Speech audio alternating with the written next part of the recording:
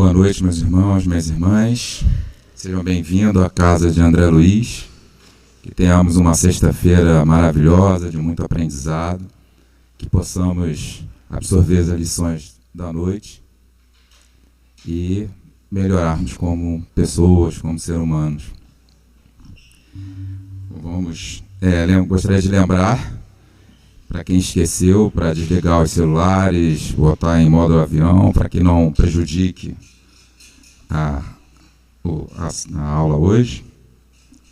E também, para quem quiser fazer alguma pergunta durante a palestra, não esquecer de esperar o microfone, para que as pessoas que estejam na internet possam acompanhar e escutar as questões. Vamos ler aqui uma passagem de Fonte Viva.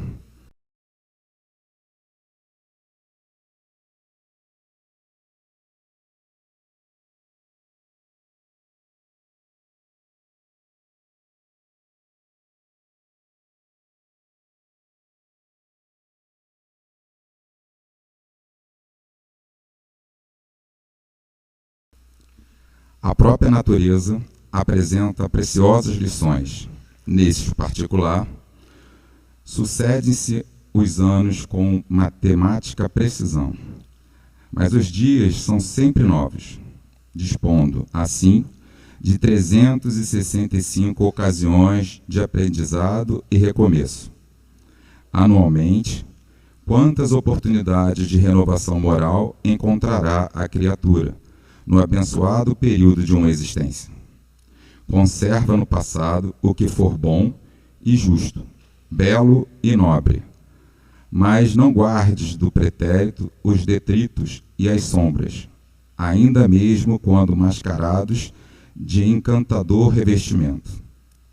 Faze por ti mesmo, nos domínios da tua iniciativa, pela aplicação da fraternidade real. O trabalho que a tua negligência atirará fatalmente sobre os ombros de teus benfeitores e amigos espirituais. Cada hora que surge pode ser portadora de reajustamento. Se é possível, não deixes para depois os laços de amor e paz que podem criar agora, em substituição às pesadas algemas do desafeto. Não é fácil quebrar antigos preceitos do mundo ou desenvolvê-los, ou desenovelar o coração, a favor daqueles que nos ferem.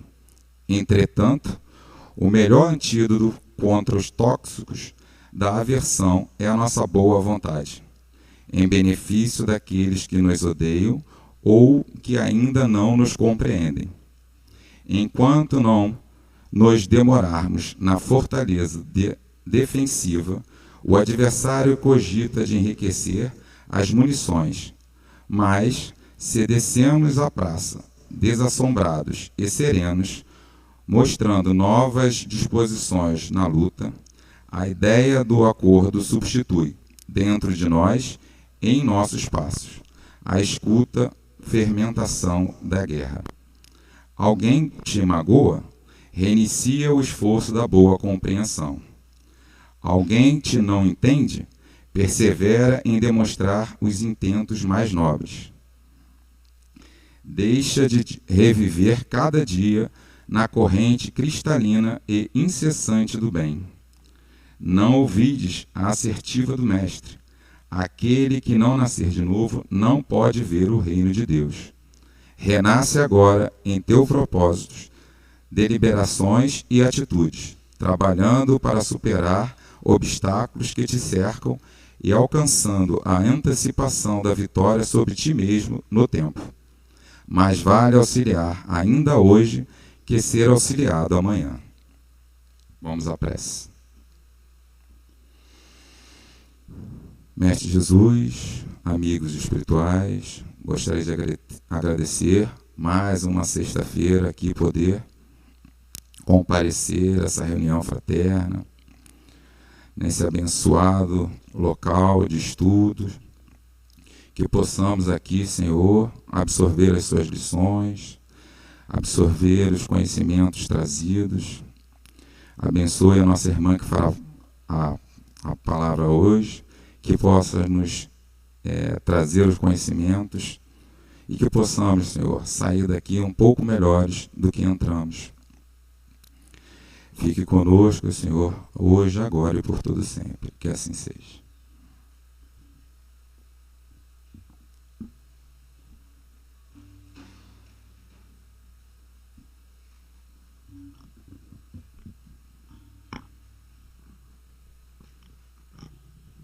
Oi.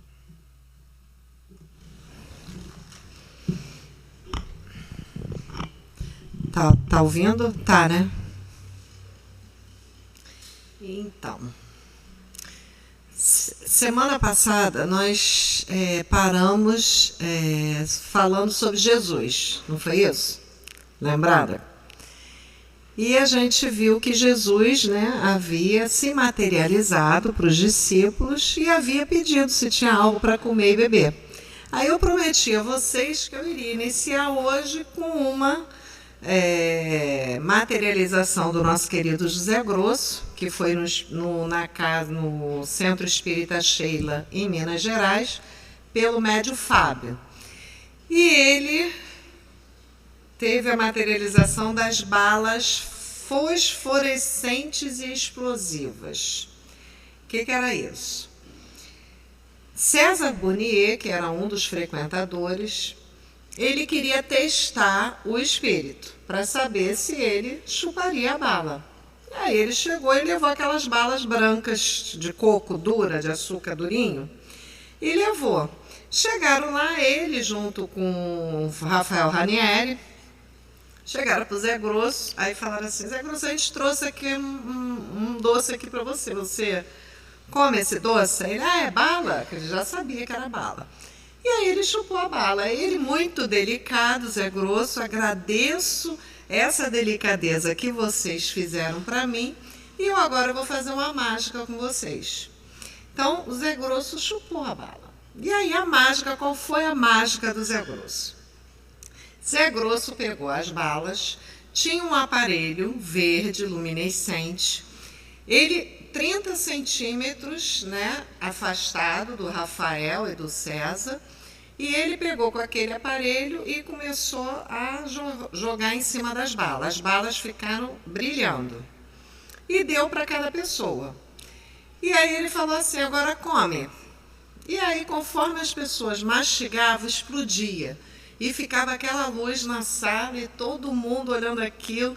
E aí perguntaram a ele: mas é grosso, e isso aqui a gente fica por quanto tempo a gente pode ficar com essas balas?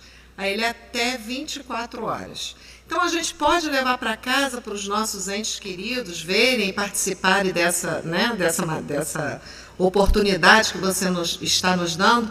Pode levar. E assim eles fizeram. E aí Rafael fala aqui no livro que as pessoas ainda estão vivas e que quem quisesse confirmar, que poderia confirmar. Então, é isso, Zé Grosso chupou a bala, né? Então, nós vamos começar aqui, aonde nós paramos. Continuação do livro.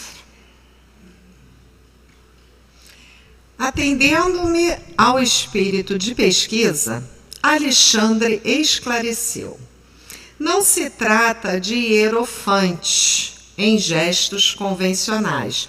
Hierofantes são sacerdotes, né? Temos ali esclarecidos cooperadores do serviço, que preparam o ambiente, levando a efeito a ionização da atmosfera, combinando recursos para efeitos elétricos e magnéticos. Nos trabalhos deste teor, requisitam-se processos acelerados de materialização e desmaterialização da energia. As entidades manifestantes ao campo visual de nossos amigos encarnados quase sempre são criaturas eminentemente ligadas à crosta e aos seus planos de sensações. mas os organizadores legítimos da tarefa em curso são verdadeiros e competentes orientadores dos planos espirituais, com grandes somas de conhecimento e responsabilidade. Não decorreram muitos instantes e alguns trabalhadores de nossa esfera compareceram, trazendo pequenos aparelhos que me pareceram instrumentos reduzidos, de grande potencial elétrico, em virtude dos raios que movimentavam em todas as direções. Então, aí a gente para aqui um pouquinho, aí vê o que o André está trazendo aqui para a gente, né? Que o Alexandre está trazendo aqui para a gente. Você vê a importância dele, a preocupação deles com o local onde vai ter a materialização, onde vai ocorrer a materialização. Eles têm que limpar a atmosfera, eles precisam materializar e desmaterializar, porque são micro-organismos que tem no local que podem prejudicar a materialização e que pode afetar o próprio ectoplasma. E ali embaixo a gente viu os aparelhos. Como eu falei desse aparelho que Zé Grosso apresentou para o Rafael Ranieri, e nessa materialização aqui também tinha esses aparelhos, né, para ajudar na limpeza, né, do ambiente. Minha curiosidade não tinha limites, então André falando, né? Estes amigos, explicou o meu generoso instrutor, estão encarregados de operar a condensação do oxigênio em toda a casa. O ambiente para a materialização de entidade do plano invisível aos olhos dos homens requer elevado teor de ozônio. E, além disso, é indispensável semelhante operação a fim de que todas as larvas e expressões microscópicas de atividade inferior sejam exterminadas. A relativa ozonização da paisagem interior é necessária como trabalho bactericida. E depois de um gesto significativo acrescentou: o ectoplasma, ou força nervosa, que será abundantemente extraído do médium, não pode sofrer sem prejuízos fatais a intromissão de certos elementos microbianos. Então, olha só o que eles precisam fazer, né? A preocupação deles para que nenhum... Ali, quando ele fala, e a gente nós aprendemos aqui nas aulas anteriores, que ali a preocupação deles não é só com o ambiente. É claro que o ambiente precisa estar limpo. Para quê? Para não afetar o médium, para não afetar o espírito que vai se materializar e para não afetar os próprios assistentes que ali se encontram, né? Valéria, porque, como nós vimos... Eu arriscaria que a preocupação essencial deve ser com o médium por causa do ectoplasma que vai retornar ao corpo dele. Suponho. Então, também, porque quando André Luiz fala lá no livro Nos Domínios da Mediunidade, no capítulo Efeitos Físicos, sobre o fluido A, B e C, que ele, né, tira o fluido A dos espíritos superiores, o B do médio e o C, o B ele coloca lá no livro, médios e assistentes, e o C da natureza. Então, eu acredito que aí a preocupação é com todo mundo. Que depois a gente até vai ver o que ele vai fazer com um dos assistentes que chega lá na hora alcoolizado. Isso a gente vai ver aqui mais à frente. Mas pode ser. A maior preocupação, com certeza, eu não duvido que seja com o médium, né? Com o espírito, eu não vejo razão dos espíritos ter contaminação de bactérias que já estão aqui entre nós. Eles convivem conosco. Entendi. Agora, eu fico pensando que como o ectoplasma, que é a matéria que interliga o perispírito ao corpo, se ela estiver exposta, né, é como se você estivesse ampliando a captação de bactérias e coisas, entendeu? E vai retornar ao corpo do médium, ele vai voltar para as células do médium, entendeu? Eu acho que eu imaginaria que seria por aí. Então vamos lá. Aí aqui eu trouxe só para a gente ter uma ideia do ozônio aí, né? Acredito que todos saibam, né? Que é o oxigênio triplo, né? E aqui essa reportagem até um pouco antiga, né? Mas eu confesso que eu não consegui achar. O ozônio, que é o O3, né, é um dos gases que compõe a atmosfera e cerca de 90% de suas moléculas se concentra entre 20 e 35 quilômetros de altitude, região denominada camada de ozônio, que a gente, né, sempre ouve falar. Sua importância está no fato de ser o único gás que filtra a radiação ultravioleta do tipo B, nociva aos seres vivos. O ozônio tem funções diferentes na atmosfera em função da altitude em que se encontra. Na estratosfera, o ozônio é criado quando a radiação ultravioleta de origem solar interage com a molécula de oxigênio, quebrando-a em 2 átomos de oxigênio. O átomo de oxigênio liberado une-se a uma molécula de oxigênio, formando assim o ozônio. Na região estratosfera, 90% da radiação ultravioleta do tipo B é absorvida pelo ozônio. Ao nível do solo, na troposfera, o ozônio perde a sua função de protetor e se transforma em um gás poluente, responsável pelo aumento da temperatura da superfície, junto com o monóxido de carbono, e o dióxido de carbono e o metano e o óxido nitroso. Nos seres humanos, a exposição à radiação UV, né, está associada aos riscos de danos à visão, ao envelhecimento precoce, à supressão do sistema imunológico e ao desenvolvimento do câncer de pele. Os animais também sofrem as consequências do aumento da radiação. Os raios ultravioletas prejudicam os estágios iniciais do desenvolvimento de peixes, camarões, caranguejos e outras formas de vida aquáticas e reduz a produtividade fitoplâncton, base da cadeia alimentar aquática, provocando desequilíbrios ambientais. Então, a gente viu aqui mais ou menos para que serve o ozônio, né? E qual é a importância dele.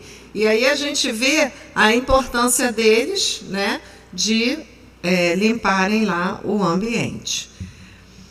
Aí aqui no livro A Teoria Corpuscular do Espírito, Hernani Guimarães Andrade, foi de 1959, página 195, capítulo 9. Ele diz ali para a gente, ele coloca a fórmula proteica do ectoplasma. Então, alguns investigadores, ele fala ali, o principal que fez, né, que descobriu essa fórmula foi o James Blake. Mas todos eles ali chegaram a pesquisar por meio de análises químicas e histológicas a constituição do ectoplasma, tendo sido detectada entre seus elementos constituintes a presença de cloreto de sódio e de fosfato de cálcio. Resultados outros revelaram a presença de células epiteliais e leucócitos, além da matéria gordurosa.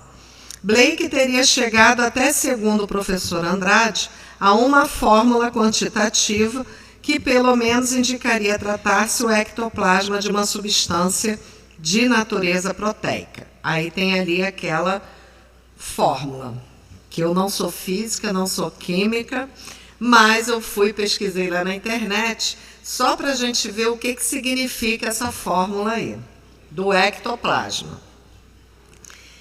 Então, analisada por James Blake, né, no Espírito, Perispírito e Alma, Andrade, né? Andrade coloca para a gente. Está prevista a presença do elemento químico enxofre. Entretanto, se formos analisar o enxofre, é um elemento indispensável à vida. Encontra-se no corpo humano nas formas de sulfatos ligados a compostos orgânicos. O sulfureto de hidrogênio, quando em pequenas concentrações, pode ser metabolizado, entretanto, em doses maiores, provoca a morte por paralisia respiratória. Quando uma pessoa aspira o gás de cianureto, ele reage com enxofre na corrente sanguínea, hemoglobina, libertando, ocorrendo-se assim a asfixia. Aminoácidos como a cistina e a metionina contêm enxofre e são usados em tratamentos de esquizofrenias, além do bom funcionamento dos neurotransmissores como serotonina e do bom funcionamento da glândula pituitária ou pineal. Então vejam, isso tudo aí está no ectoplasma. Por quê? Como a gente sabe que o ectoplasma é uma matéria, né, que sai condensada, vaporosa, ou dependendo do médio, luminosa, né? A maioria vem fosca, e para poder materializar o espírito. E como o Guilherme falou, realmente a matéria depois volta para o médio, né? Não 100%, mas retorna para o médio. O que eu fiz? No livro A Outra Face da Ciência Espírita, Carlos de Brito Embaçaí, no Clarim, né? Julho de 98, está na página 8. Assinala a propósito Carlos de Brito Embaçaí, que ao descobrirem na célula viva uma formação em torno do protoplasma, que denominaram ectoplasma, os biólogos chegaram a verificar que não tinha consistência material, nele encontrando, todavia, elementos como oxigênio, nitrogênio, carbono, potássio, além de vestígios de cloro e sódio, comparecendo muito difícil seu estudo, porque, não se identificando propriamente com o protoplasma celular, mostrava característica estranha e desconhecida. Então, isso era o que eles, né, na época, ainda pesquisando, e aí depois Kardec também vem confirmar para a gente na codificação. Então, é essa a composição aí do nosso ectoplasma, que todos nós temos, né? Acho que é até aqui nesse capítulo que fala, ou então é no Evolução em Dois Mundos, que André Luiz coloca que todos nós, né, temos o ectoplasma. Todos nós somos médios de efeitos físicos? Não necessariamente. Mas, uma vez que nós temos essa matéria nossa, né, que nós podemos doar, a gente pode... Fala. Desculpa, querido, não quero interromper você não, termina o seu raciocínio. Não, a gente pode realmente aproveitar, né, e aproveitar essa nossa energia e fazer o uso dela da melhor forma. Tem um livro, que eu vou lembrar, que fala exatamente isso, que muitos de nós, ao dormirmos, claro que isso aqui eu vou trazer mais profundamente na semana que vem, mas muitos de nós, ao dormirmos, a espiritualidade superior vem até nós, médios, né, de qualquer casa, independente se é aqui ou não, mas vem até nós e utiliza dessa nossa energia, dessa nossa facilidade de liberação desta matéria, que é o ectoplasma, para a cura de muitos pacientes, né? Então, por exemplo, nós que temos o trabalho aqui que nós falamos da Sala Sheila, eu tenho certeza, eu não tenho dúvida disso, que a gente vai, porque eu não me lembro, eu não conheço muita gente, mas eu sonho muito com criança e tudo bem que eu trabalho aqui com criança, mas eu sonho que eu estou no hospital, que eu estou vendo isso, que eu estou vendo... Então, a gente trabalha, eles aproveitam a gente, desde que a gente esteja pronto também para o trabalho.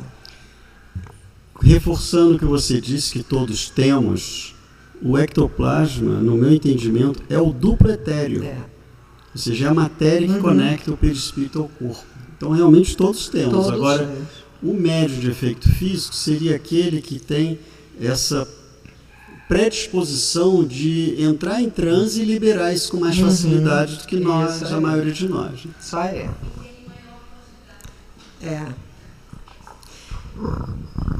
Continuando.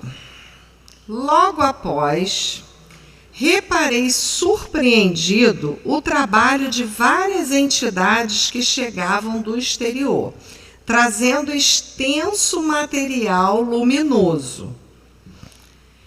São recursos da natureza, informou meu instrutor solícito, que os operários de nosso plano recolhem para o serviço.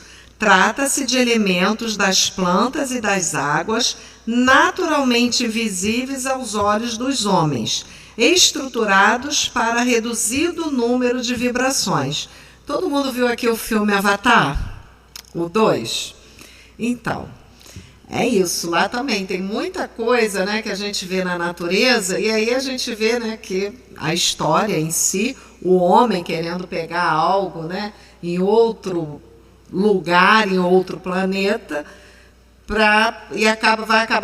tenta destruir. Mas eles lá, eles são o quê? São todos saudáveis, ninguém fica doente, né? Eles recolhem tudo da natureza. E serão aproveitados nos trabalhos da noite? Perguntou André Luiz. Sim, esclareceu Alexandre paciente. Serão mobilizados pela ação dos orientadores. Nesse instante, pessoas familiarizadas com a reunião penetraram a sala, tomando os lugares que lhes eram habituais. Estabeleceu-se entre os encarnados ligeira conversação, onde se comentavam os trabalhos levados a efeito anteriormente. Não se passaram muitos minutos e a jovem médium, afável e simpática, deu entrada no recinto, acompanhada por diversas entidades, dentre as quais se destacava um amigo de elevada condição, que parecia chefiar o grupo de servidores. Esse exercia considerável controle sobre a moça, que a ele se ligava através de tênues fios de natureza magnética. Lembram do vampirismo? O vampirismo, a gente se liga com alguns espíritos que a gente não gostaria, de repente, de ligar, né?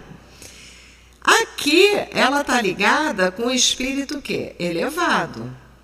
Então, a gente faz as nossas escolhas. Nós podemos fazer as nossas escolhas.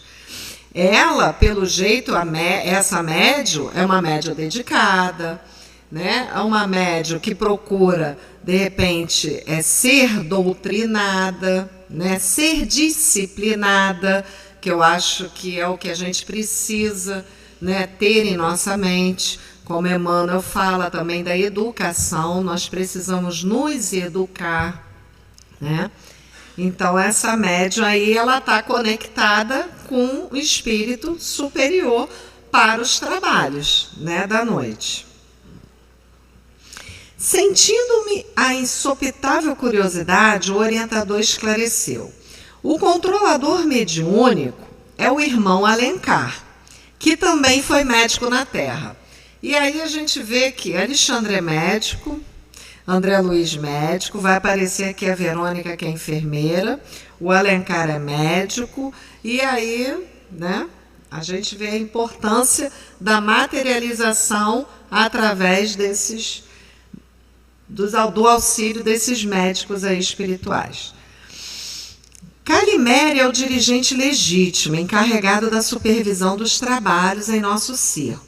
Como notasse minha estranheza, Alexandre reiterou. Alencar é o orientador do aparelho mediúnico para as atividades de materialização propriamente ditas. Aproximemo-nos dele. Muito sensibilizado, recebi a saudação do novo amigo, que nos acolheu afetuosamente. Ser-nos-á muito útil a presença de ambos, disse-nos, fixando meu instrutor em particular, porquanto necessitamos de colaboradores para o auxílio magnético ao organismo mediúnico. Estamos à sua disposição, acentuou Alexandre satisfeito. tomaremos lugar entre os seus assistentes. Alencar agradeceu num gesto expressivo de sincero contentamento.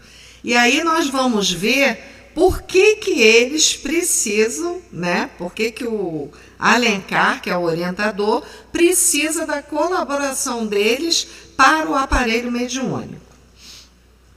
Entre os colaboradores figurava uma criatura muito querida ao meu orientador. Tratava-se de Verônica, que havia sido exímia enfermeira na crosta, e que me colocou à vontade conversando amavelmente. Irmão Alexandre, disse ela, depois de rápidos momentos de palestra carinhosa, iniciemos o auxílio magnético. Precisamos incentivar os processos digestivos para que o aparelho mediúnico funcione sem obstáculos. Não tive ensejo para interpelações verbais. Alexandre, porém, endereçou-me significativo olhar, induzindo-me a incentivar observações. Ele, Verônica e mais 3 assistentes, diretos de Alencar, colocaram as mãos em forma de coroa sobre a fronte da jovem e vi que as suas energias reunidas formavam um vigoroso fluxo magnético que foi projetado sobre o estômago e o fígado da médium, órgãos esses que acusaram imediatamente novo ritmo de vibrações. Então, acredito que a médium deve ter feito um lanche, né, uma alimentação frugal, porque para ela trabalhar na materialização, e aí Paulo César Frutuoso nos diz que, na verdade, os espíritos superiores informaram a ele que para um trabalho de materialização ocorrer com sucesso, os médios e assistentes têm pelo menos 72 horas antes ficar sem comer qualquer tipo de carne. Mas qualquer tipo mesmo, de carne, de derivado, de tudo, né? E aí eu fiquei assim até com um pouco de vergonha, né, de mim mesma, porque eu confesso que eu não sabia que era 72 horas. Mas, assim, a gente sempre, né, 24 horas, um dia antes, no máximo 2 dias, que aí eu fico assim, não, eu tenho que vigiar, se eu vou para a sala cheia, então já não passo desde domingo. Falei, meu Deus do céu, então olha a responsabilidade nossa. Oi. É mesmo? Nossa, tá só arroz, legume e fruta. E folha, bom folha, né? Folha é muito bom, eu adoro folha. Então, a gente parou ali, né? Não tive ensejo para interpelações verbais. Alexandre, porém, endereçou-me significativo olhar, induzindo-me a incentivar observações. Ele, Verônica e mais 3... Ah, não, isso eu já li, né? Já li. Concentraram-se as forças emitidas gradualmente. Então, eles, né, conforme todos 3, mais de 3, né, se reuniram, juntaram as mãos de forma de coroa e começaram a emitir energia, né, fluidos magnéticos, ou seja, eles estavam manipulando os fluidos ali e ajudando ali na médium. Concentraram as forças emitidas gradualmente sobre o plexo solar, espalhando-se por todo o sistema nervoso vegetativo. E com espanto observei que se acelerava o processo químico da digestão. Então, aquilo que eu falei, claro que para ela ir para um trabalho desse, acredito que ela deve ter feito algum lanchinho, e aí eles quiseram o quê? Deixar o estômago livre, limpo, para facilitar o trabalho. As glândulas do estômago começaram a segregar pepsina e ácido clorídrico em maior quantidade, transformando rapidamente o bolo alimentar. Admirado, reconheci a elevada produção de enzimas digestivas e vi que o pâncreas trabalhava ativamente, lançando grandes porções de tripsina na parte inicial dos intestinos, que figuravam grande hospedaria de bacilos acidificantes. Valendo-me da oportunidade, analisei o fígado, que parecia sofrer especial influenciação, notando-lhe a condição de órgão intermediário, não somente com funções definidas na produção da bile, mas também exercendo importante papel nos fenômenos nutritivos, relacionado com a vida dos glóbulos do sangue. As células hepáticas esforçavam-se apressadas, armazenando recursos da nutrição ao longo das veias interlobulares que se assemelhavam a pequeninos canais de luz. Imagina, isso tudo dentro da gente, né? Porque o André Luiz está ali, que ele já aprendeu a ver, né? A visão dele já melhorou. Então, imagina as células, as luzinhas, por isso, né? Como Jesus diz que nós somos luzes, nós só temos que fazer com que a nossa luz brilhe, né? E aí a nossa luz vai brilhar através do nosso corpo físico, através dos nossos olhos, através da nossa fala, através da nossa escuta. Então, acho que é isso que a gente tem que estar bastante vigilante. Continuando, em poucos minutos, o estômago permanecia inteiramente livre. Agora, exclamou Verônica Serviçal, preparemos o sistema nervoso para as saídas de força. Reparei a diferenciação dos fluxos magnéticos diante da nova operação posta em prática. Separaram-se os assistentes de algum modo e, enquanto Alexandre projetava a energia que lhe era peculiar sobre a região do cérebro, Verônica e os companheiros lançavam os recursos que lhe eram próprios sobre todo o sistema nervoso central, encarregando-se cada um de determinada zona dos nervos cervicais, dorsais, lombares e sacros. As forças projetadas sobre a organização mediúnica efetuavam limpeza eficiente e enérgica, porquanto via espantado os resíduos escuros que lhe eram arrancados dos centros vitais. Então, mesmo a gente sabendo, né, e isso acho que ele fala aqui, acho que é o Alexandre que fala, ou é em algum outro livro que eu vou ler aqui para vocês, mas mesmo a gente tentando ter a nossa moral um pouquinho elevada, tentando ser um médium disciplinado, tentando ser um médium colaborador, né? Tentando fazer as coisas pelo menos mais ou menos certa, porque a gente não consegue fazer 100% certo, né? A gente está aqui, a gente comete erros, deslizes, e a gente está aqui para acertar e não fazer de novo. Ela tinha os resíduos escuros que foram arrancados, como André Luiz aqui ficou espantado com isso, dos centros vitais dela.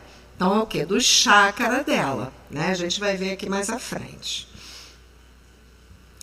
No livro Libertação, né, Goebbels diz que magnetismo é uma força universal que assume a direção que lhe ditarmos. Aí eu coloquei aqui só para gente... para o nosso conhecimento, que o nome magnetismo resultou do nome Magnésia, cidade da Ásia Menor, onde hoje é Turquia, onde existia na antiguidade um minério chamado magnetite, também chamada pedra ímã ou pedra magnética, que possuía a propriedade de atrair objetos ferrosos à distância sem contato físico, o famoso ímã, né? No livro Evolução em Dois Mundos, aí André Luiz traz aqui para a gente.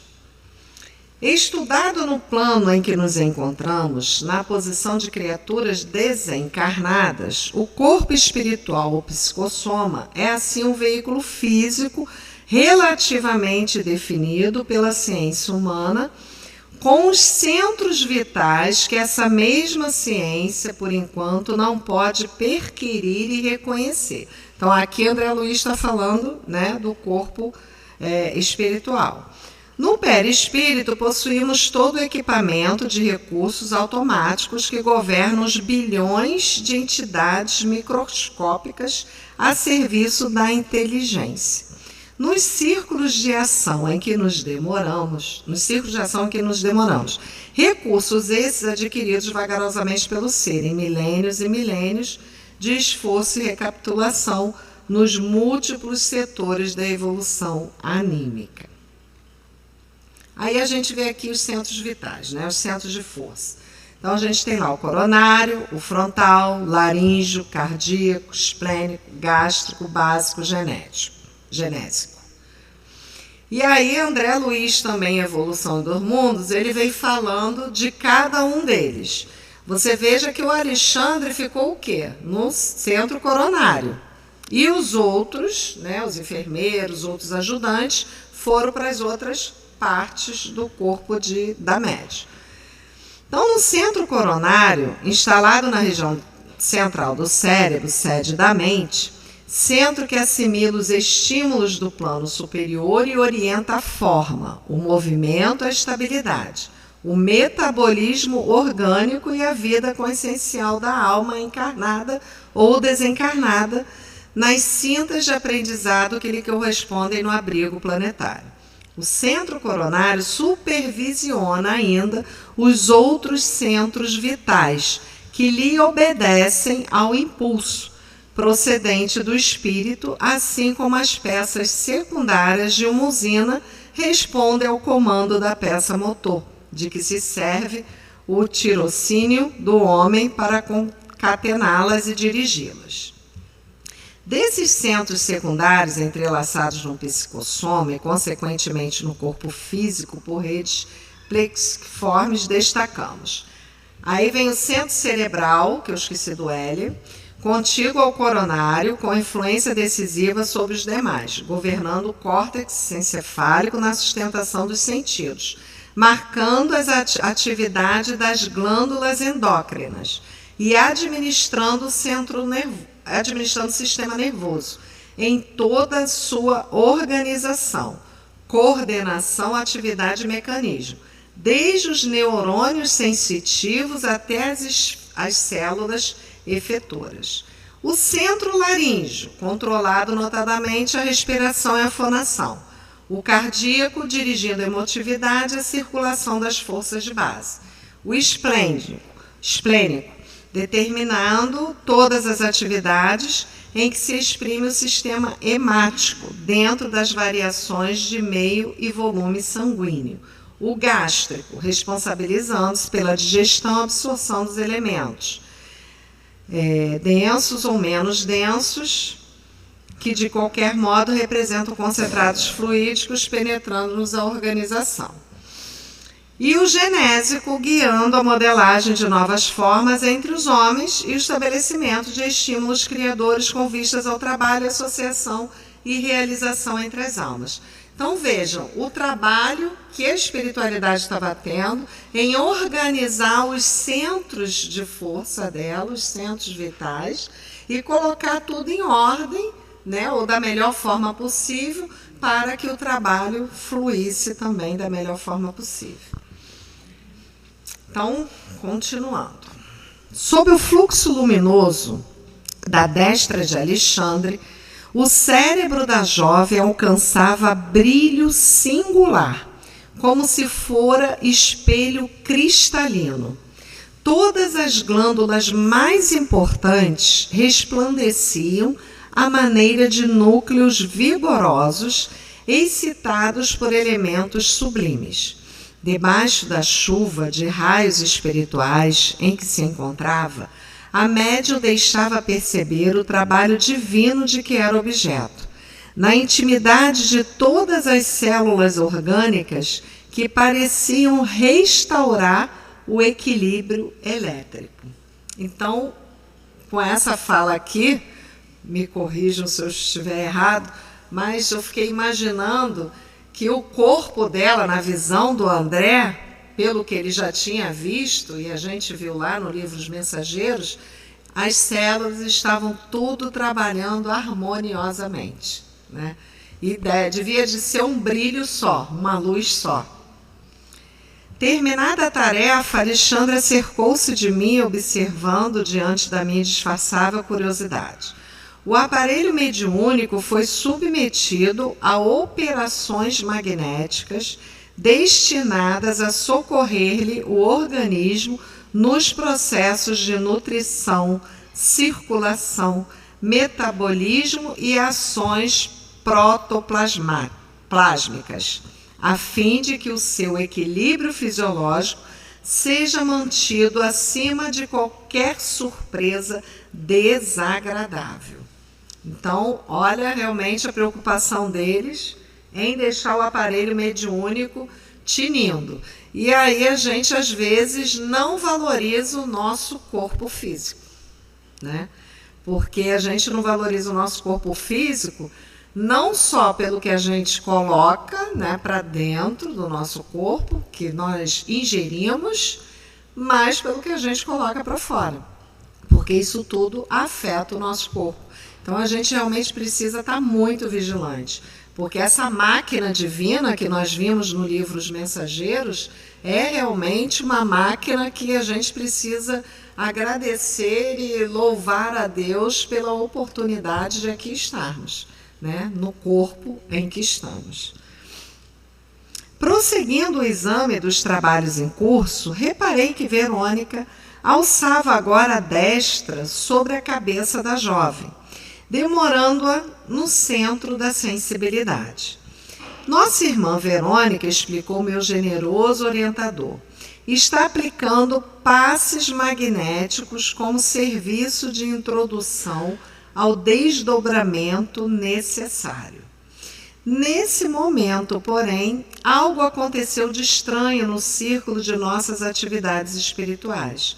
Percebeu-se grande choque de vibrações no recinto.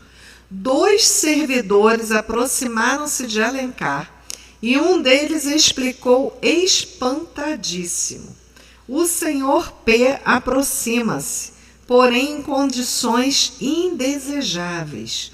Que aconteceu? Indagou o controlador seguro de si. Bebeu alcoólicos em abundância e precisamos providenciar-lhe um insulamento.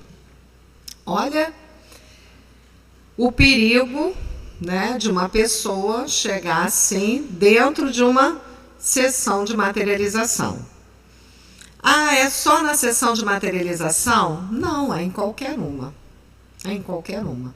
Porque uma vez que nós somos médios, nós estamos o quê? Doando. E a gente está doando o quê? A nossa energia. E aí você vai doar a sua energia com aquele cheiro de álcool, que é horrível. Até quando a gente vem trabalhar, seja dentro da casa espírita ou de qualquer outro lugar, e a pessoa bebeu um dia anterior, se a pessoa chega perto de você, você quase desmaia, porque o cheiro é muito forte. Então imagina a pessoa no dia bebendo algumas doses e para ele parecia normal, porque André Luiz vai falar mais à frente, eu olhava para ele e ele estava normal, não parecia que ele tinha bebido. E aqui a gente vê que o André bota senhor P. E esse senhor P é o quê? É senhor Paulo, senhor Pedro? Senhor Problema?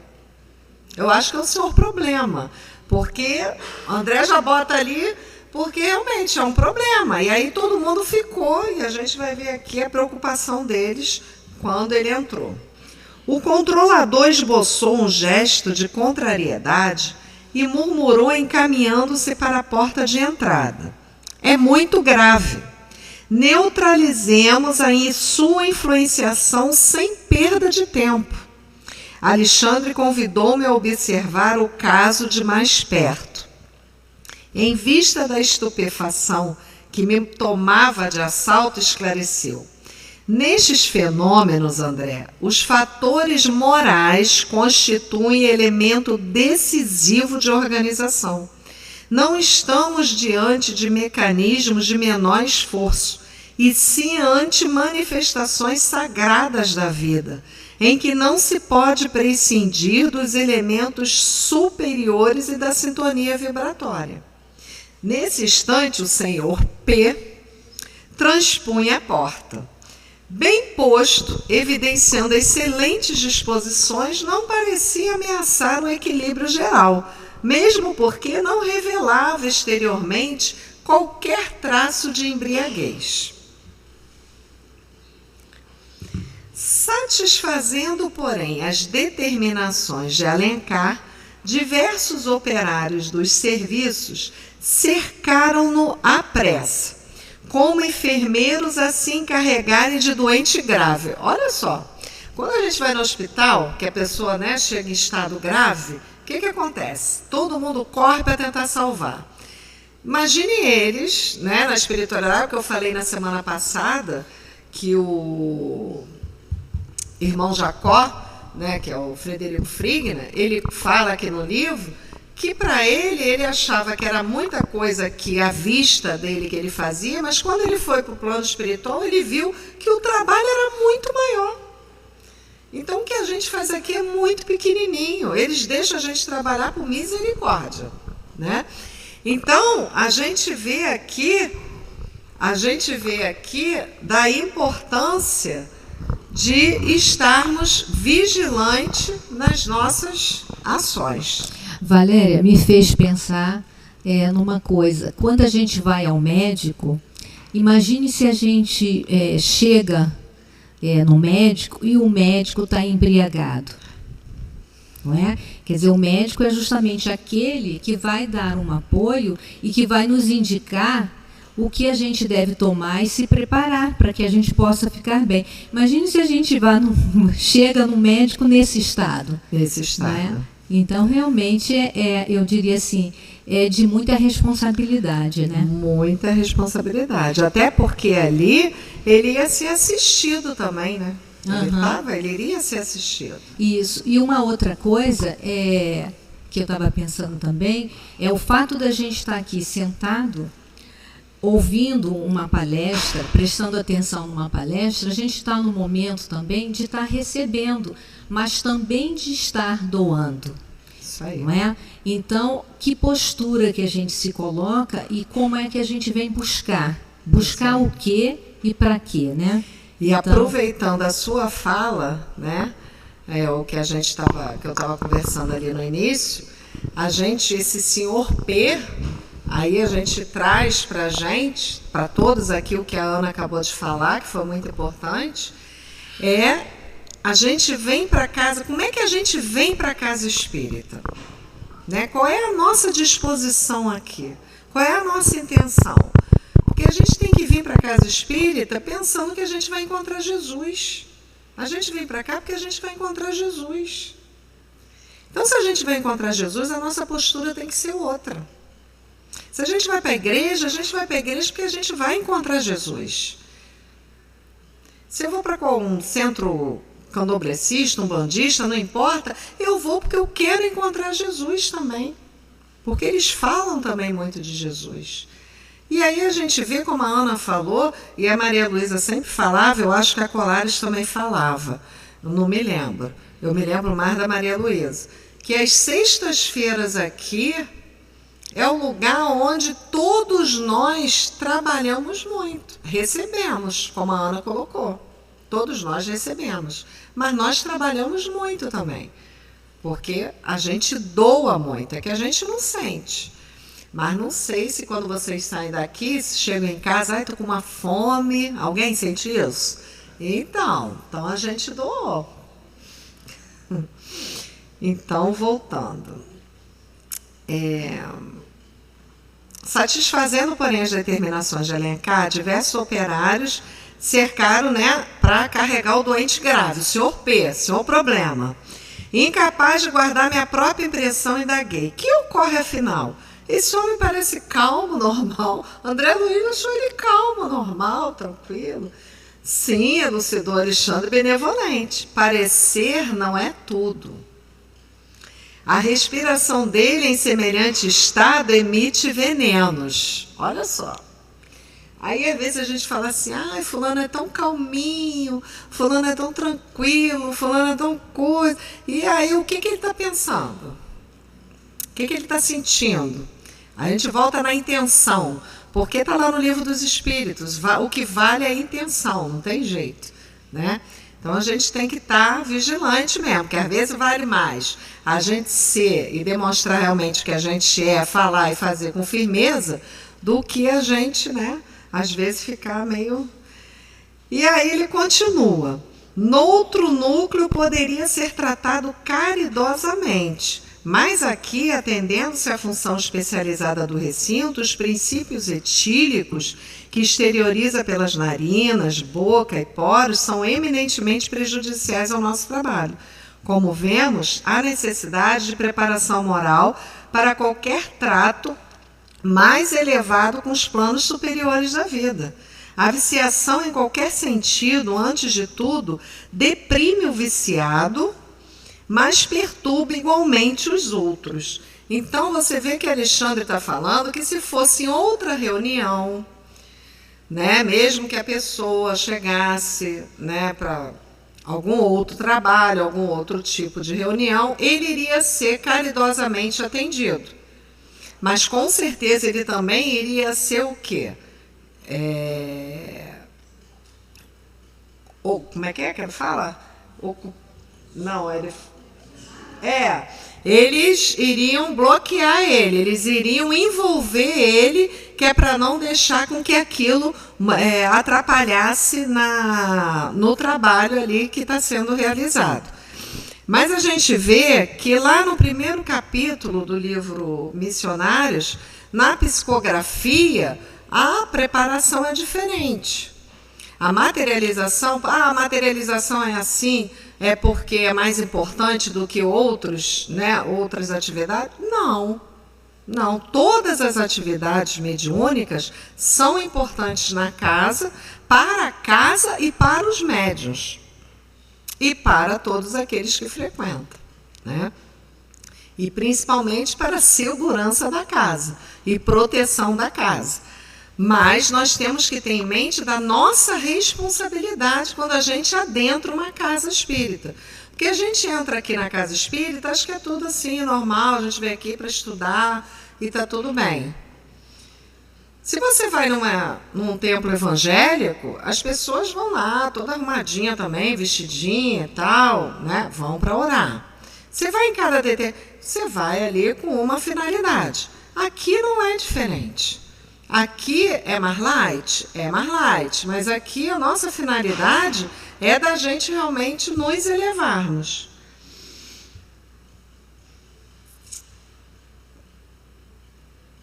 Como vemos, há necessidade de preparação moral para qualquer trato mais elevado com os planos superiores da vida. A viciação, em qualquer sentido, antes de tudo, deprime o viciado, mas perturba igualmente os outros. Eu já tinha lido. Recordei a função do álcool. Aí André Luiz lembrou a função do álcool no organismo humano. Mas bastou que a lembrança me aflorasse de leve para que o instrutor me esclarecesse imediatamente. Você compreende que as doses mínimas de álcool intensificam o processo digestivo e favorece a diurese. Aqui o André já estava levando, né? Não, mas a gente pode beber, né, um cálicezinho, vai ajudar na digestão, como fala, né, os endócrinos aí, diz, não, vocês podem beber uma tacinha de vinho, não tem problema, que vai ajudar, né, para afinar o sangue, vai ajudar. Aí o Alexandre está falando aqui com ele. Mas o excesso, e é aquilo que a gente vê também no Livro dos Espíritos. O problema é o excesso. A gente tem que ter equilíbrio de tudo aquilo que a gente faz, né? O excesso é tóxico destruidor. As emanações de álcool de cana ingerido pelo nosso irmão em doses altas são altamente nocivas aos delicados elementos de formação plástica, que serão agora conferidos ao nosso esforço. além de constituírem sério perigo às forças exteriorizadas do aparelho mediúnico. De fato, pouco a pouco experimentava-se, embora vagamente, o cheiro característico de fermentação alcoólica. Reparei que o Sr. P, Sr. Problema, foi cercado pelas entidades operantes e neutralizado, era isso que eu queria falar, neutralizado pela influenciação delas, à maneira do detrito anulado por abelhas laboriosas em plena atividade na colmeia. Aí, lembrando aqui, e aproveitando que o Guilherme havia dito isso, da importância que eles têm, né, com o aparelho mediúnico, o próprio Peixotinho, não sei se eu cheguei a comentar aqui, mas os filhos dele dizem que ele quase desencarnou, só porque acenderam a luz na sala de trabalho mediúnico. E a espiritualidade teve que ficar com ele até 2, 3 horas da manhã para tentar recompor o corpo dele. Lembra que eu falei semana passada que o Roberto Conde viu o Julinho e que quando ele viu o Julinho deitado parecia um bolinho de pessoa? Que ele falou, meu Deus, cadê o corpo do Julinho? Que ele ficou apavorado quando viu? É assim. Que nós somos assim, é que a gente está acostumada, né, ser tão achando que a gente não é tão flexível assim, mas nós somos muito flexíveis. E aí o Peixotinho, o filho dele, diz que ele realmente quase desencarnou. E foi um trabalho intenso da espiritualidade, de muito passe espiritual, dos espíritos materializados, para ele voltar ao normal e com a constituição física dele também normal. Prosseguiram os serviços normalmente. Entre os votos de êxito dos companheiros encarnados semi-confiantes, a médium foi conduzida a pequeno gabinete improvisado, fazendo-se em seguida ligeira oração.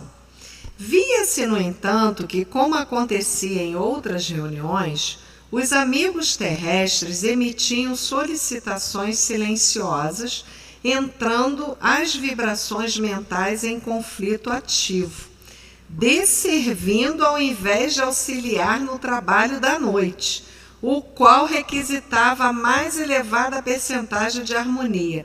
Olha só a nossa responsabilidade dentro de uma sala mediúnica. Porque aí a gente está ali e fica pensando em um monte de coisa. Fica pensando nos problemas, ou fica pensando de fulano, ou fica falando de fulano, ou fica emitindo dardos para fulano, para ciclano. E aí começa a atrapalhar o trabalho. E olha a preocupação deles. A claridade fraca e suave da luz vermelha, que substituíra a forte lâmpada comum, notavam-se as emissões luminosas do pensamento dos amigos encarnados. Olha, cada um de nós tem uma luz diferente. No livro Mensageiros, né, a gente viu lá, aparece Desmalha, e ali o André Luiz coloca que quando a Esmalha, né, ora, nela é uma cor meio azulada, e aí ele vai vendo cada um que estava ali em volta orando, cada um com uma cor diferente. Uns mais vivos, outros mais opacos, né? E cada um com a sua cor. Nós também. Quando a gente ora, a gente vai vibrar uma cor nossa, característica nossa. Então, eles ali, imagina o pessoal pensando, sei lá o quê, né? A espiritualidade, aí é o que eu falo, né? Um adendo aqui. As pessoas, a gente está dentro da casa espírita, eu sou espírita. Então, se a gente é espírita, vamos procurar fazer a coisa certinha e parar de falar mal do outro. Porque se você está dentro da casa espírita, os espíritos estão aqui, está todo mundo vendo, e você está emitindo a sua luz. E a luz que você está emitindo, a espiritualidade está vendo qual é o teu grau, né, de envolvimento ali com o trabalho. Eu acho que você comentou semana passada, tem impressão, de que às vezes na reunião de materialização, eles distraíam, né, os atendentes com alguma coisa exatamente para poder uniformizar o pensamento deles. E é o que eles vão fazer aqui. É isso aí. E aí você vê que a luz vermelha é importante dentro da sala, né? Francamente, não havia na pequena comunidade o espírito de entendimento divino do serviço em curso. Ninguém ponderava a expressão do fato para a humanidade terrena, sequiosa de revelação celeste. Via-se que a reunião era profundamente dominada pelo eu. Olha só. Quer dizer, as pessoas estavam preocupadas consigo em querer ver algo, em querer ter a certeza de que tem espírito, que realmente a gente não é só a gente aqui encarnado, e que não é mistificação, e que aquilo acontece, ou então eu quero ficar curado, eu preciso ficar curado. Então as pessoas não estavam preocupadas, né? Não tinha a visão mais ampla, né? E aí você vê, né, como a gente não se preocupa com a espiritualidade, como a espiritualidade se preocupa conosco. A espiritualidade carrega a gente no colo, concorda? Todos nós somos carregados no colo. Enquanto uns exteriorizavam exigências, outros determinavam, olha o que as pessoas estavam, né, pensando, determinavam as pessoas desencarnadas que deveriam comparecer nos fenômenos de materialização. Aí eu paro aqui rapidinho, que a gente aqui, né, quando a gente tinha aqui a confraternização espiritual, sempre o dirigente que aqui estava comentava: por favor, vocês não adianta ficar pensando quem vocês querem que venha aqui para falar, porque já está programado. Então, vamos respeitar. Por que falava isso? Por que sempre falou isso? Para ver que a gente, às vezes, perturbava. Porque a gente quer chamar alguém que não está, de repente, aqui, ou que não tem condições de dar a comunicação, e aí a gente vai ser um alvo de perturbação do trabalho. Procurei, contudo, coibir minhas impressões de desagrado, porque todos os trabalhadores de grande elevação no recinto portavam-se calmamente, tratando os companheiros carnais com desvelado carinho, quais sábios em face de crianças queridas ao coração. Mas o André Luiz estava equivocado, né? André Luiz não gostou, não. O pessoal tinha o quê? Que realmente respeitasse. Foi ali para um trabalho daquele. E é porque ele ali, a visão dele, ele estava vendo o quê? O trabalho imenso, grandioso que a espiritualidade estava tendo. Diversos servidores espirituais começaram a combinar as radiações magnéticas dos companheiros terrenos. Aí é aquela combinação. Então, eles já começaram a pegar ali os fluidos de todos os assistentes ali, a fim de constituírem material de cooperação. Enquanto Calimério, projetando seu sublime potencial de energias sobre a médium, operava-lhe o desdobramento que durou alguns minutos. Verônica e outras amigas amparavam a jovem parcialmente libertada do veículo físico. Eu botei... Mas algo confuso e inquieta ao lado do corpo, já mergulhado em profundo transe. Em seguida, notei que, sob a ação do nobre orientador da tarefa, exteriorizava-se a força nervosa, à maneira de um fluxo abundante de neblina espessa e leitosa. Notando a perturbação vibratória do ambiente, em vista da atitude desaconselhável dos companheiros encarnados, disse Calimério ao controlador mediúnico: Alencar, é necessário extinguir o conflito de vibrações. Nossos amigos ignoram ainda como auxiliar-nos harmonicamente, através das emissões mentais. Está vendo como é que é importante o que a gente pensa? Que a gente, né, como a gente precisa focar quando a gente está num trabalho mediúnico na casa? E isso em qualquer, principalmente no passe. Porque o passe magnético a gente está doando ali. E aí, como nós estamos? Como é que o nosso corpo está? O que eu vou doar ali para quem vir me procurar? Né?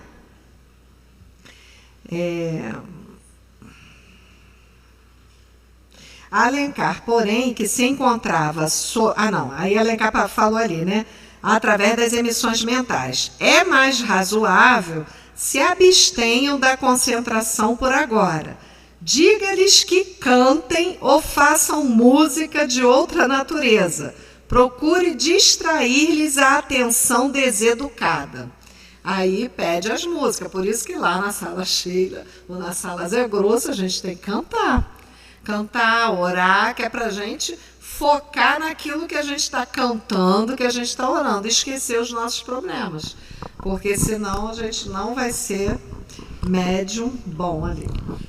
Uma coisa interessante nessa coisa que você está citando do cantar, tem estudos atuais, né, que mostram como o cérebro de pessoas que estão produzindo música juntas, né, seja uma banda, uma orquestra, um coral, enfim, que estão empenhados em produzir a mesma música, como é que os cérebros têm determinados timings assim, casados entre eles, né? Como é que eles funcionam juntos em determinadas regiões, né? E essa coisa do pedir para cantar junto provoca um pouco esse efeito de juntar todo mundo mais numa vibe só, como você estava falando. Como se vibrasse numa mesma sintonia? Não sei se chega assim num nível tão profundo de vibrar numa mesma sintonia, mas aproxima, pegam vários pensamentos que estão dispersos e ajuda a mais ou menos harmonizar. Não é uma coisa assim que tem um efeito completo, não é 100% de harmonização, mas tem uma certa aproximação.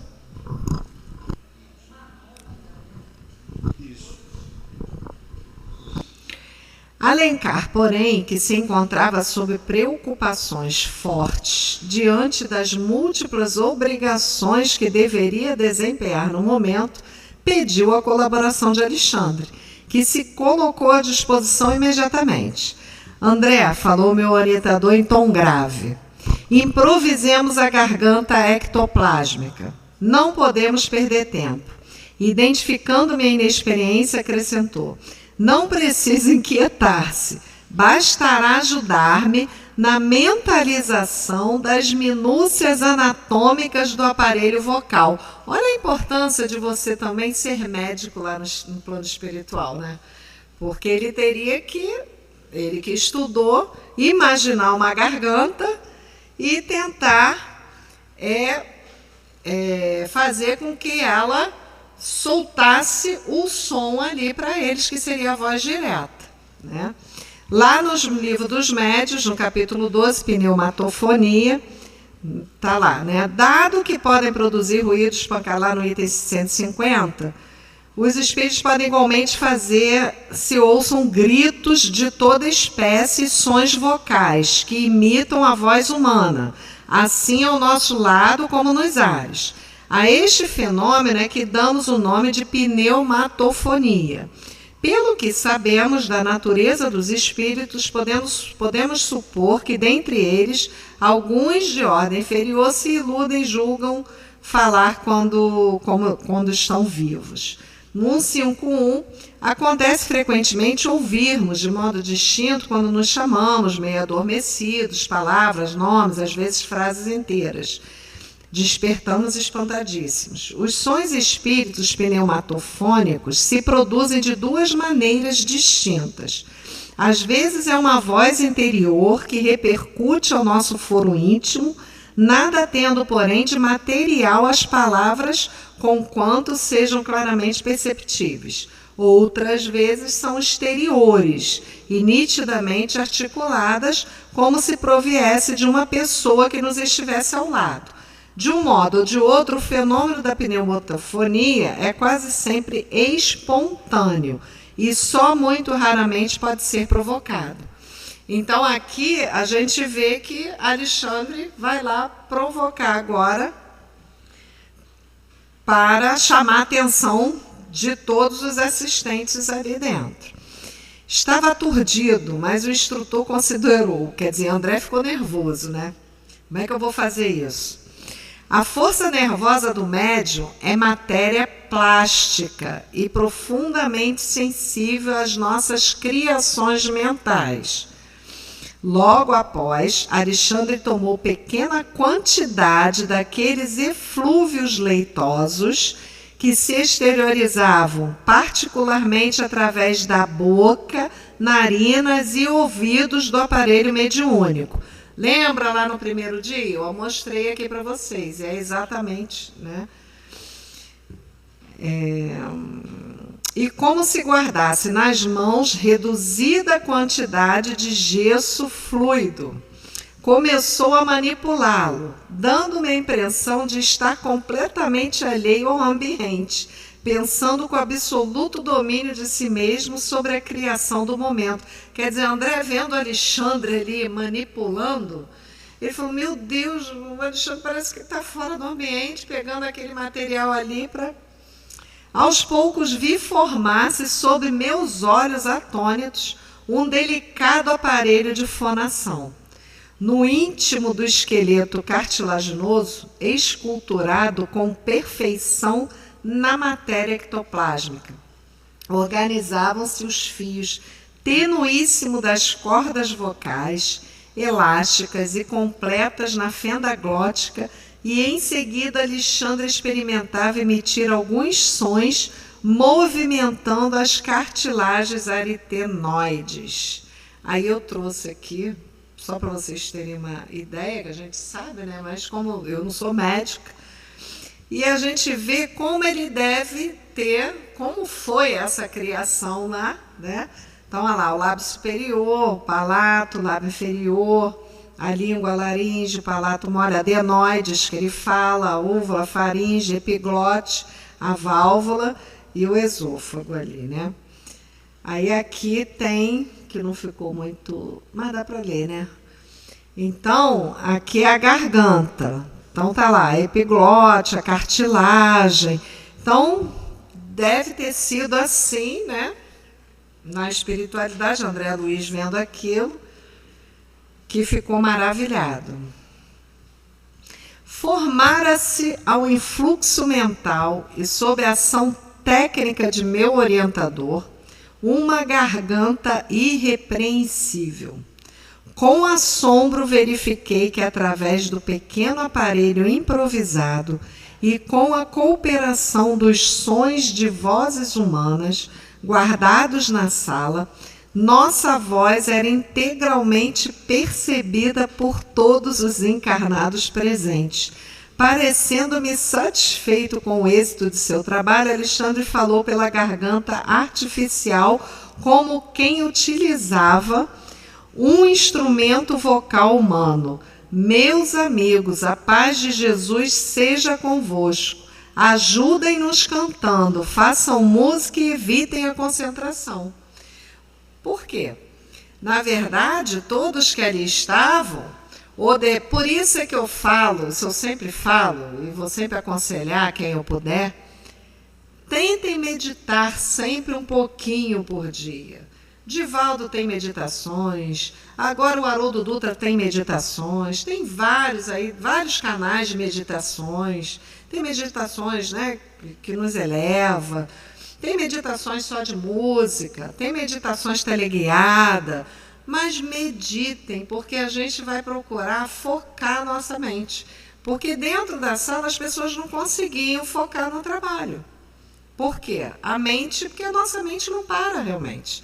A gente não para de pensar, né? Então, por isso a importância da meditação.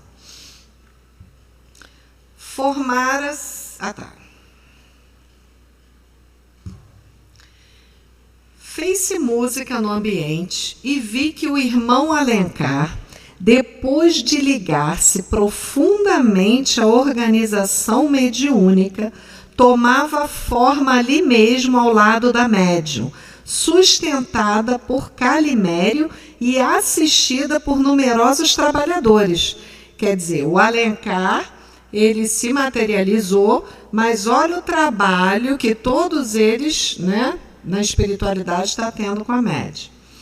Aos poucos, valendo-se da força nervosa exteriorizada e de vários materiais fluídicos extraídos no interior da casa, aliados a recursos da natureza, Alencar surgiu aos olhos dos encarnados perfeitamente materializado. Veja que a espiritualidade aproveitou as vozes ali. Por quê? Porque a gente está pensando, a gente pode estar até calado dentro da sala, mas o nosso pensamento emite som. E eles aproveitaram ali também, claro que devem ter aproveitado, óbvio, né, o melhor, né, que cada um pôde doar ali. Surpreendido, reconheci que a médium era o centro de todos os trabalhos. Cordões tenuíssimos ligavam-na à forma do controlador. E quando tocávamos levemente na organização mediúnica, o amigo corporificado demonstrava evidentes sinais de preocupação. O mesmo acontecendo à jovem em relação a Alencar. Então, você veja, ele está ali materializado, mas a preocupação dele, que Alexandre está pedindo para todo mundo cantar, e Alexandre vai pedir outra coisa, porque a música não deu certo, não estava dando certo ali, para o trabalho. Ainda não é. Os gestos incontidos de entusiasmo dos assistentes que tentavam cumprimentar diretamente o mensageiro materializado repercutiam desagradavelmente no organismo da intermediária. Olha só. O irmão Alencar entreteve pequena palestra diante dos companheiros terrestres extasiados, quer dizer, todo mundo quando viu Alencar ficou, né, maravilhado. Não eram, todavia, as palavras trocadas entre ele e os assistentes que me impressionava o coração, e sim a beleza do fato, a realidade da materialização, dando ensejo a dilatadas esperanças no futuro humano. Quanto à fé religiosa, a filosofia confortadora da imortalidade e a ciência enobrecida, a serviço da razão iluminada. Alexandre aproximou-se de mim e considerou: repare na grandeza do acontecimento.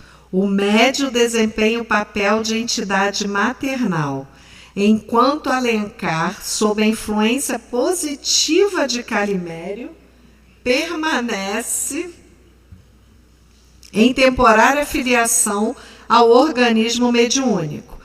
Todas as formas que se materializarem serão filhas provisórias da força plástica da intermediária. Aí eu botei essa foto que é tão bonitinha, né? Então, é assim, a mãe com o bebê. Imagina lá, né? O médium, a materialização, a médium, os espíritos, né?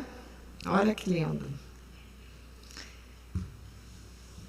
O amigo que conversa com os encarnados é Alencar, mas os seus envoltórios do momento são nascidos das energias passivas da médium e das energias ativas de Calimério.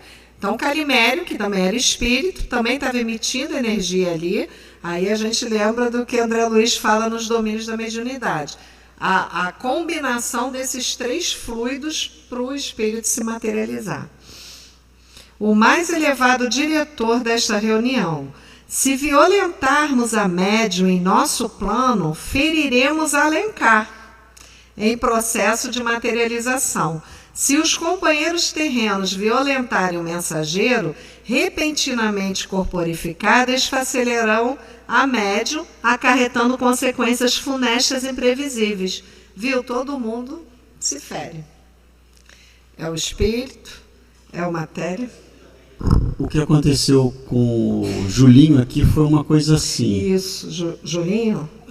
Alguém pegou no pé dele, do espírito materializado, para poder saber se era mesmo. E isso feriu o Julinho durante um tempo.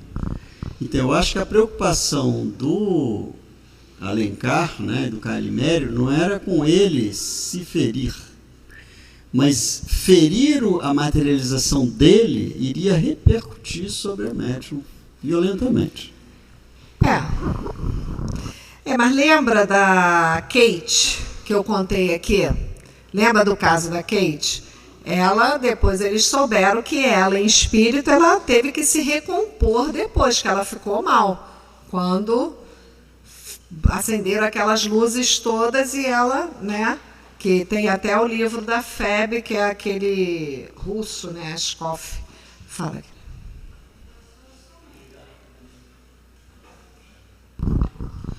Eu fiquei só com uma dúvida, porque assim, se é um episódio tão difícil e tão perigoso, por que os espíritos fariam uma coisa assim, já que estaria colocando assim em perigo tanto o espírito quanto o médium? Não, isso aí foi o que a gente falou desde o início. No início, né, a importância desse fenômeno, porque Kardec coloca isso no Livro dos Médiuns. Então, é também um fenômeno mediúnico. E as pessoas eram muito céticas. E os cientistas, eles precisavam comprovar. E muitos defender. Então, realmente precisou disso no início para saber que realmente aquela materialização não era mistificação. Aquilo ali não estavam sendo enganados. Era realmente um material, tanto é que você vê que os cientistas, eles pegaram a matéria e conseguiram ver as proteínas que tinha e tal, e começaram a pesquisar.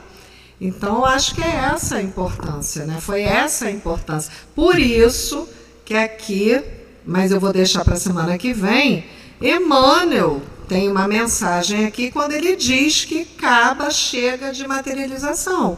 Porque chega uma época que não tem mais como ser. Por quê? As pessoas, a gente viu aqui, infelizmente as pessoas não têm disciplina num trabalho desse de materialização. As pessoas não têm disciplina no trabalho de psicofonia, de psicografia. Não tem disciplina. Valéria, eu acho que a dúvida dela é do risco, né? Eu acho que, sem dúvida nenhuma, é uma atividade que requer sacrifício. Sim. Então, eles realmente correram risco. Correram risco. Mas eles não ficaram fazendo isso para agradar, para fazer teatro e circo. Isso aí. Mas eles realmente se submeteram durante um período. Até porque essas materializações eram para quê? Para curar as pessoas que ali iam. Vê que Peixotinho, ele curava muita gente. Sobre essa dúvida dela, eu lembro muito da passagem do Dr. Paulo César Frutuoso contando como foi a primeira experiência dele lá, que ele não foi movido por ideal espírita, até porque ele nem se via como médium. O pai dele era. Ele viu o pai dele chegando com a camisa manchada de sangue em casa, ele era estudante de medicina. Então, a primeira reunião de materialização que ele presenciou, ele foi duramente repreendido pelo médico alemão, porque ele falou, olha, sujou a mão, sujou a camisa do cara com sangue, falou, isso aqui é para você ver que isso aqui que está acontecendo é realidade e não me venha mais aqui com curiosidade de medicina, porque aqui é uma reunião para cirurgias espirituais, serviu para o aprendizado dele, entendeu? Lógico que Frei Luiz sabia da importância dele para casa, né? E aí a gente vai... Acabou ali, falta 2 minutos. Acabou. Eu parei. Qual slide? Oi, boa noite. Se a gente tiver a percepção da névoa, qual é a orientação que você daria em casa, por exemplo? Se você tivesse? Se a gente identificar a névoa, né, É a fumacinha que fica branca, né? Sim. O ectoplasma no ar. A orientação, fora da casa espírita, a orientação é prece ou tem alguma comunicação que quer ser realizada naquele local? É prece. É prece. Porque eu contei aqui para vocês que quando eu descobri que eu era médium de efeito físico, porque eu não sabia, e o meu não foi tranquilo, eu em casa, eu não via, que eu não vejo, né? Mas o espírito ficava me catucando, ficava pulando na minha barriga, o quadro caía todo dia, 10 horas da noite. Aí eu tinha que acender a luz. Se eu tivesse com a luz apagada, o quadro ia cair. Aí eu ia lá, botava o quadro de novo, aí vinha o espírito, ficava me catucando. Aí eu falei com a Maria Luísa, ela deu o meu nome aqui, e depois eu comecei a participar da sala Zé Grosso, que é a sala de materialização. Depois eu fui para a cabine, que aí foi para a sala Sheila. E parou. Realmente isso parou literalmente. Como você está frequentando aqui a casa, e aqui é uma escola de médios, a espiritualidade está aqui, e é isso, a gente vai se melhorando, vai sendo protegida pela espiritualidade, e futuramente você dando o nome para o trabalho aqui da casa, né, que será bem-vinda, aí você não vai ter mais essas preocupações, entendeu? É isso, acabou.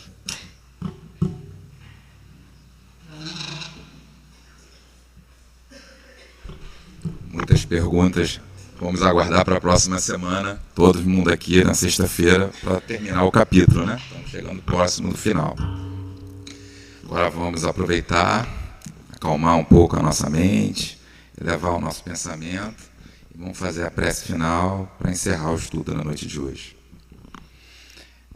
Mestre Jesus, amigos espirituais, agradecido que estamos, Senhor, pela colaboração, pelas instruções aqui trazidas, pela bênção aqui a nossa irmã que fez uso da palavra hoje, pelos ensinamentos aqui trazidos, que possam, Senhor, esclarecer as nossas dúvidas e que aqui, nesta casa, podemos ganhar novos irmãos nesse trabalho para ajudar tantos acamados, doentes, necessitados das nossas intervenções.